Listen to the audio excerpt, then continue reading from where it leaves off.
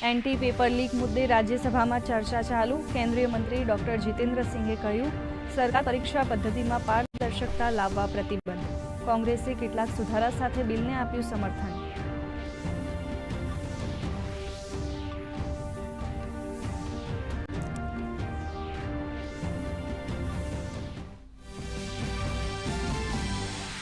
વંદે માતરમ રાષ્ટ્રગીતને મળશે રાષ્ટ્રગાન જેવો દરજ્જો।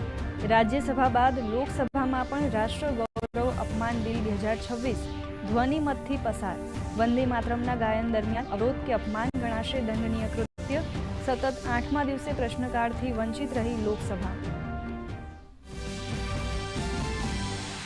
सीजेपी प्रदर्शनकारीओ पर नहीं कराए कोई कार्यवाही। 13 केसों ने परत खेंचाया। क्रिमिनल रेकॉर्ड धरावता व्यक्ति ने नहीं छोड़ाए।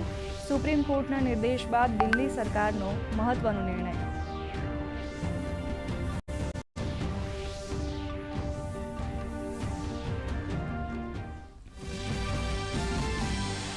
देश में 3 बैठकों पर पेटा चूंटणी माटे मतदान संपन्न। मध्यप्रदेशना दांतियामां सरेराश 71.34% जेटलुं जंगी मतदान।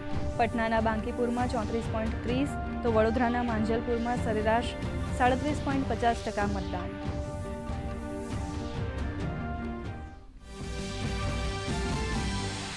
કેબિનેટની સુરક્ષા મામલાઓની સમિતિની બેઠક। પ્રધાનમંત્રી મોદીની અધ્યક્ષતામાં પશ્ચિમ એશિયા સંઘર્ષ સ્થિતિની કરાઈ સમીક્ષા।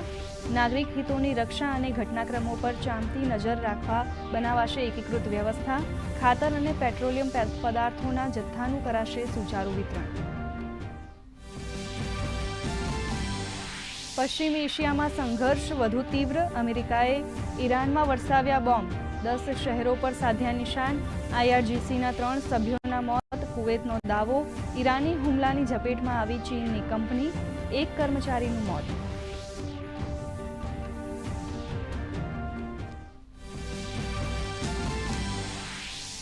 આગામી 48 કલાક ગુજરાત માટે ભારે। આવતીકાલે અમદાવાદ, બોટાદ, દક્ષિણ ગુજરાત સહિતના જિલ્લાઓમાં વરસાદનું રેડ એલર્ટ।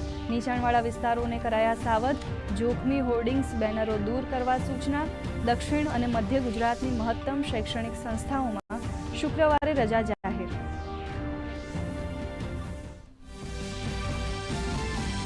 રાજ્યમાં તાકીદની સ્થિતિને પહોંચી વળવા વહીવટીતંત્ર સજ્જ। પ્રભાવિત જિલ્લા અધિકારીઓની રજા તાત્કાલિક અસરથી રદ। દરેક જિલ્લામાં કંટ્રોલ રૂમ કાર્યરત। NDRF અને SDRFની 17 ટીમો તૈનાત। નાગરિકોને બિનજરૂરી કામ વિના બહાર ન નીકળવા અનુરોધ।